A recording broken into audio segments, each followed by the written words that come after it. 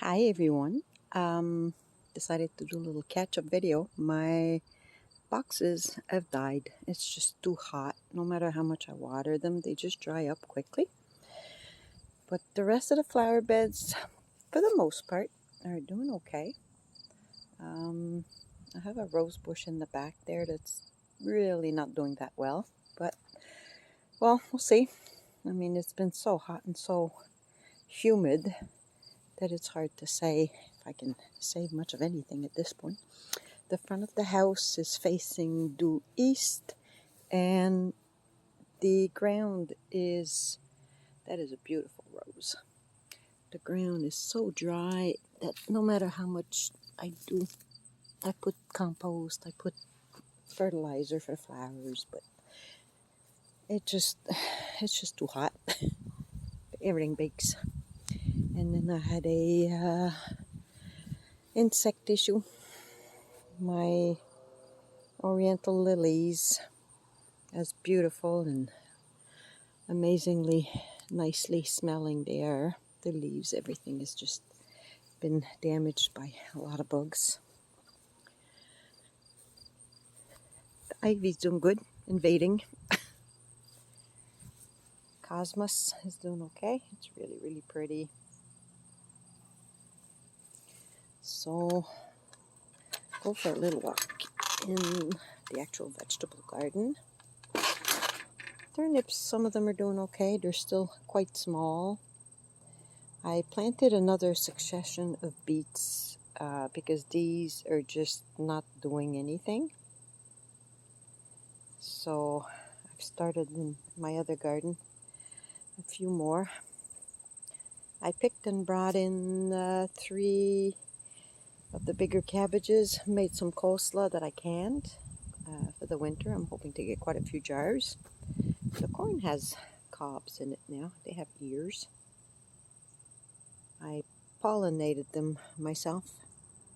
You can pollinate by taking some of the top off and shaking it on top of the little hairs from the ear. And each hair is a kernel of corn as it grows. And when you don't plant a lot, the wind just doesn't do the trick.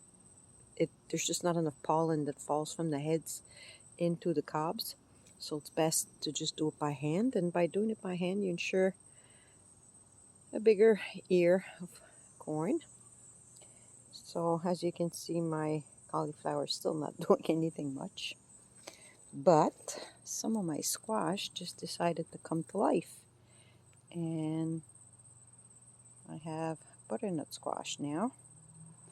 I have 2 large ones and there's another baby in there somewhere. As far as the honeyboat ones, they're really taking off, and I'm going to have quite a few because this is one of, I believe, 3 plants I have. And this one is just starting to produce. The other ones in the other garden are producing quite a bit. Future project, this whole area, I'm going to go 7 feet this way and 12 feet this way, all the way to the corner where the water rain barrel is, and the electric counter. I can't hide that, obviously, because Hydro won't be too happy with me. But I'm putting a greenhouse, a high tunnel type greenhouse right here. That's hopefully going to help me get my seedlings out earlier next spring. So this is the other garden, and I'm going to start by showing the little mishap. As my 3 rows of tomatoes got so heavy, I mean, it's crazy the amount of tomatoes on these plants. They're just everywhere. Well, I used 3, mostly these metal T-bars here with a netting that's tied to them all the way down. Well, I ran out and I decided to go out, and what they had at the store was plastic ones. But apparently, plastic isn't quite as good. They're still in the ground. And as you can tell, the other ones are doing fine. But the plastic ones basically toppled over from the weight of all the tomatoes. I'm hoping to get my 100 pounds to make all my sauces and salsas. I like making a tomato-based vegetable soup that I can. Just on the road to self-sufficiency. So this is another honeyboat squash. I'm guessing one of the branches died in the back, but the squashes are doing okay. They don't get much bigger than this, but I have to wait until they turn more orange.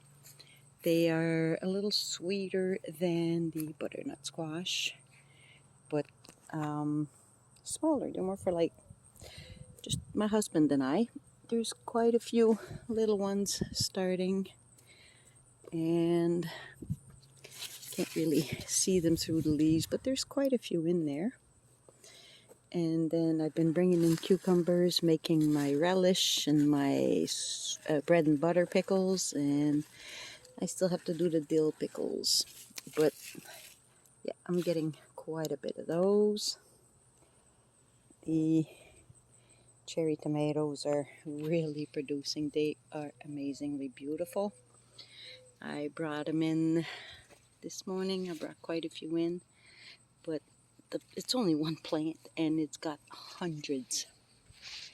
This is an eggplant. I already brought 2 in. I'd never eaten that before. Not a fan. Probably won't be planting anymore next year, but had to try. This, I'm not sure if it's a butternut squash or another honeyboat squash because I had lost the tag. So if I go down, it's kind of hard because this place has turned into this forest now. My lettuce is bolting, so I have a couple that are still okay, but most of them are bolted. I'm just going to wait for the seeds to pop up so I can save them. The yellow beans and green beans, these are navy beans, so they're still going to be on there until they dry up. There's quite a bit on them though. They kind of toppled over with the wind, but all here from one end, the 16 feet of this was all my yellow beans and green beans. I'm done picking them. I canned 52 jars, which should take us through the winter. So what I did is I put some beets on this end, new seeds, a couple of days ago. They take about 50 days to grow and be mature, so hopefully I'll have some before winter. Put some lettuce here. That's going to grow fine, I'm not worried. And added some peas because most of my peas were eaten, the seedlings were eaten by Mr. Bunny Rabbit. So I don't have that many. Now, if I start back here, I was told that loofah sponge were not easy to grow out here. Well, apparently I was told wrong because this plant has gone completely nuts. I have quite large, I think I counted 10 of them. Some are much, much smaller. This one's a good size. Yep, it's just crazy. And then in my carrots, I seem to have another squash that decided to take over. This is another honeyboat squash. The carrots I have left, they're still small, so I'm still waiting. I've already dehydrated enough basil to last me probably a lifetime, but I'll probably still bring a little more in. Of course, I won't plant any next year if I still have enough. This is a cauliflower, I believe. And my kohlrabi I've already brought in, froze a lot of it. This one is a slicer tomato.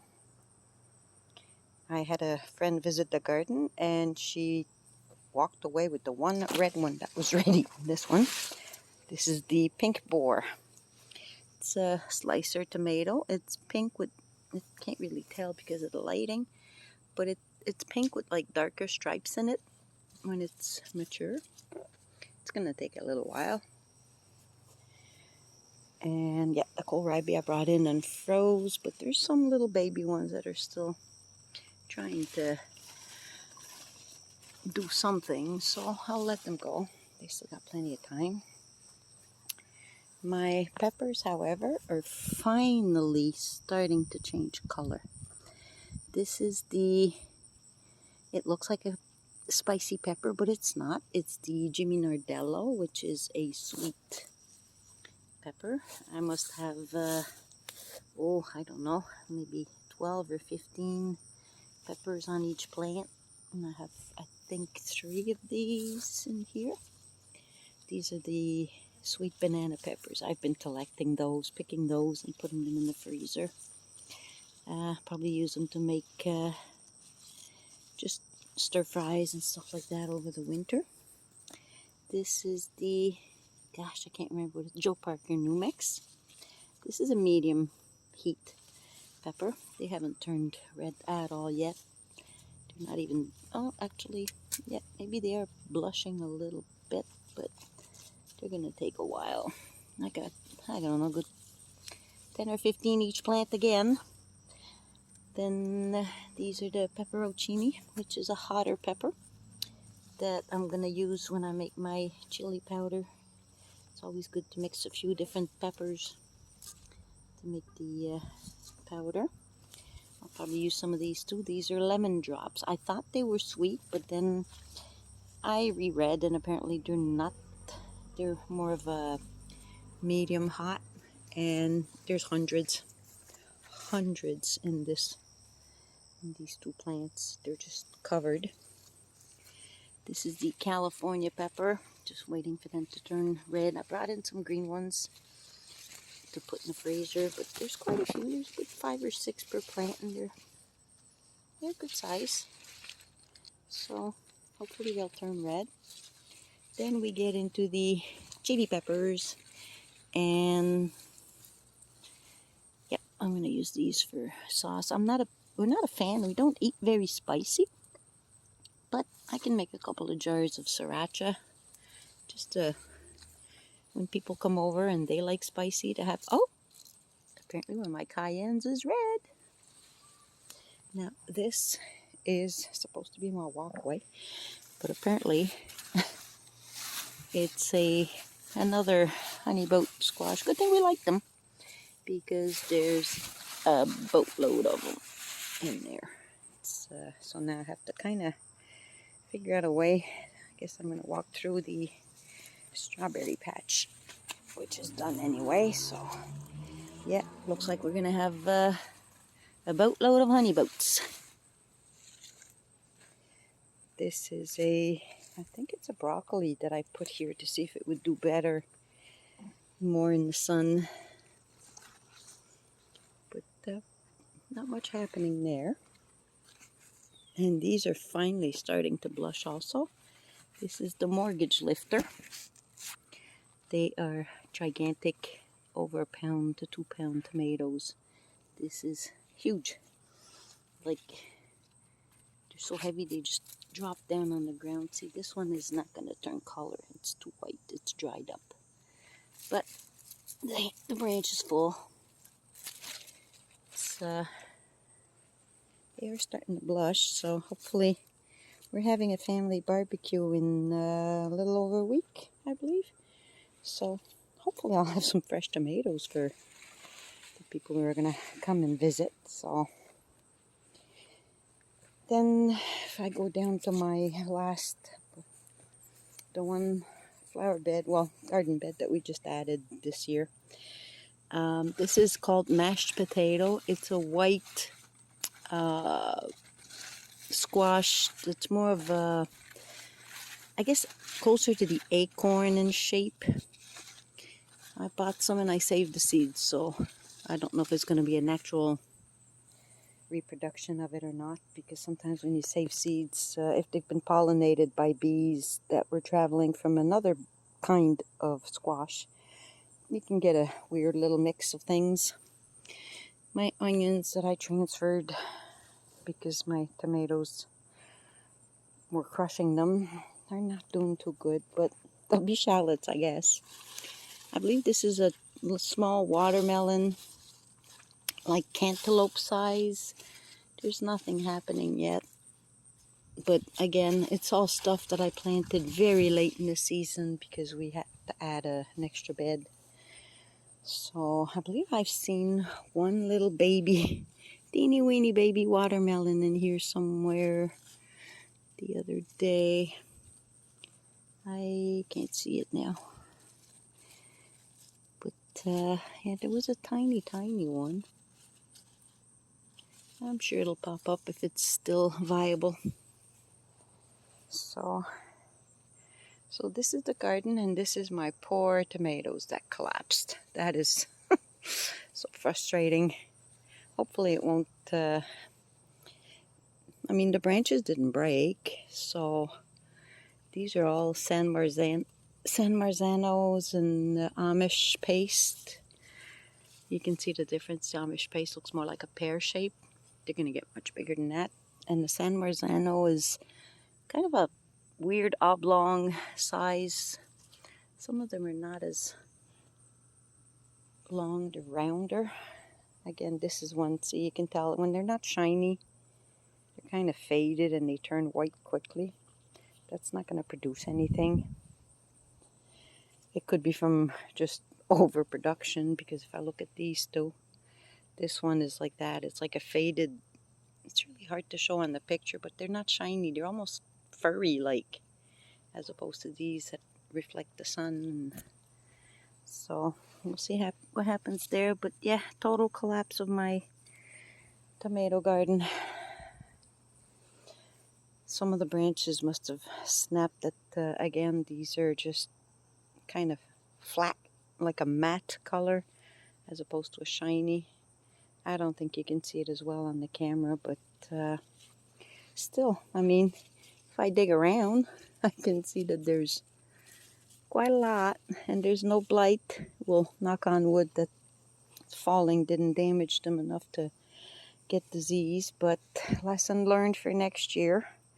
I'm going to have to make it, probably get some cattle panels so that they're a little sturdier. And I'm learning to work with raised beds. I love it because it's a lot easier on the body, on the back.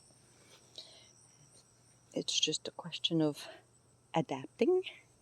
See all the beans. Those are all navy beans. Is it navy or pinto? I think they're navy.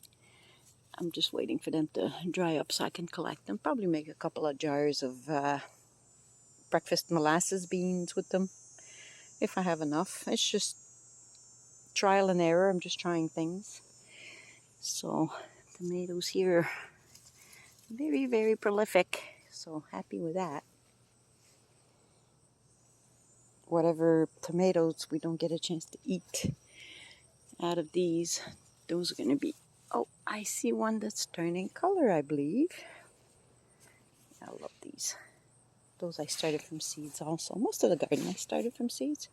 There's not much that I bought. Let me just check. I'm pretty sure I saw some color in there. But, oh my God, it's so hard to see. But I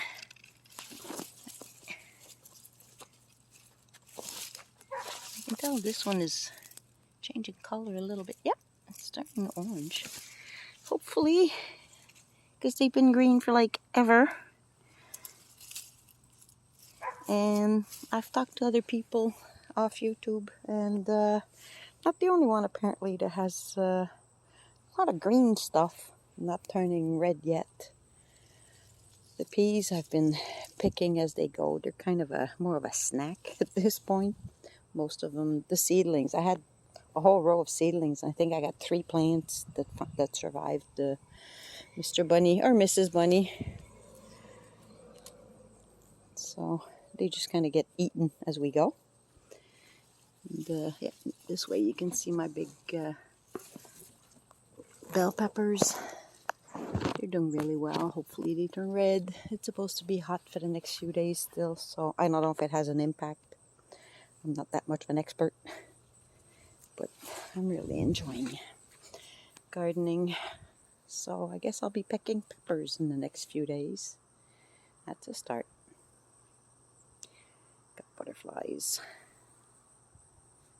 It's so quiet this evening too. It's a Thursday evening. I finished work a little earlier, so I figured I'd